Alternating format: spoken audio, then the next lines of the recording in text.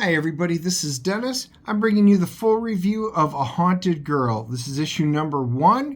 Image Comics puts it out. Looks like it's going to be a 4-issue miniseries. Ethan and Naomi Sachs wrote it. Marco Lorenzana is the artist on it. I hope I pronounced everybody's name right, but if I didn't, you can always correct me down below.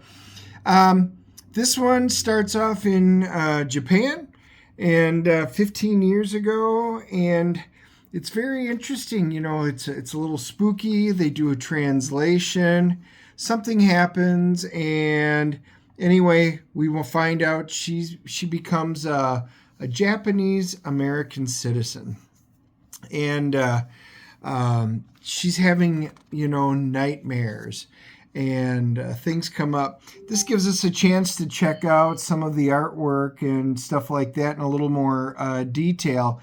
This one, it's kind of like a thriller, and I think the artwork really complements the storytelling in this. I read through it, and I rather enjoyed it. The main, protagonist, Cleo, she's turning of age. You can tell she's had problems. It looks like dad doesn't have a lot of money. And she's in the hospital. Looks like she's going through some psychological changes. She's seeing a shrink right now, and she's trying to find out what's going on and why she's having, these issues.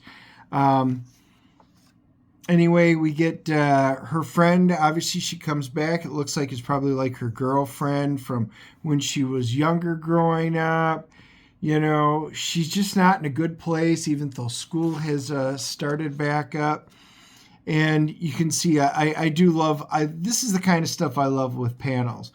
She's sitting there. You can tell she's doing homework, but she's struggling. You can see the clock ticking ever so slowly as she's going through. She's doing all she can to make it through the day. Her friends, kind of like, look, I got to go help her out. Got to go talk to her at least and let her know I'm here for her, but she's gone. She's already texted her dad, would you please pick me up? And, kind of reminds me of Ferris Bueller's Day Off. Wrong car, but still kind of funny. And anyway, you can see once again at night, rough night of sleep, the clock's ticking. So it's, the same way to move the story forward without any dialogue. And then, oh, wow, that's kind of a creeper sitting in there in the room. And there's actually an interaction. She's screaming. She yells out. Cleo's like, no. The dad's thinking that, she's on drugs again. And he, kind of confronts her.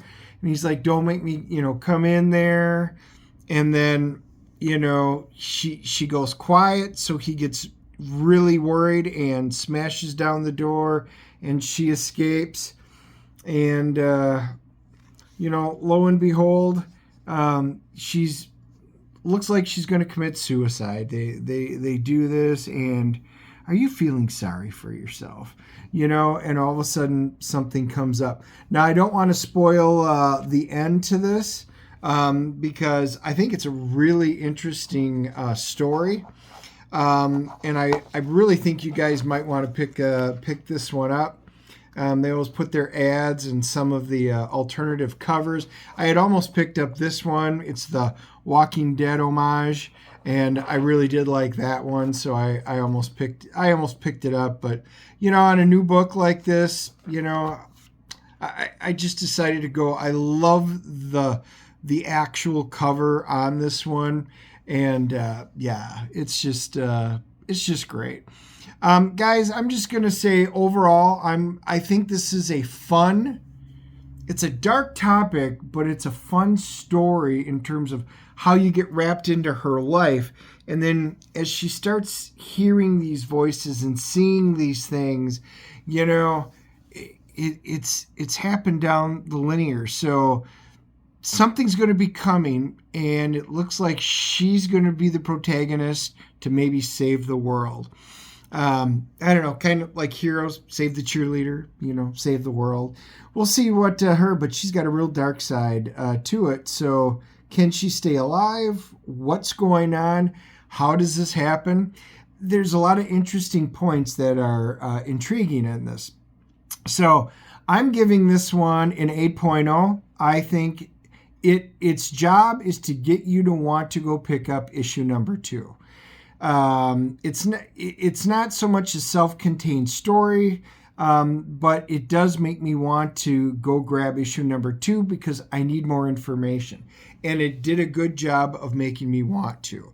So the art's good, the story's good, the setting, the dialogue, everything about it is solid in this one.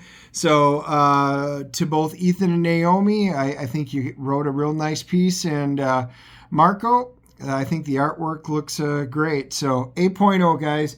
Give this one a shot. Maybe add it to your pull list. It looks like it's only a 4-issue miniseries, so, what does that hurt?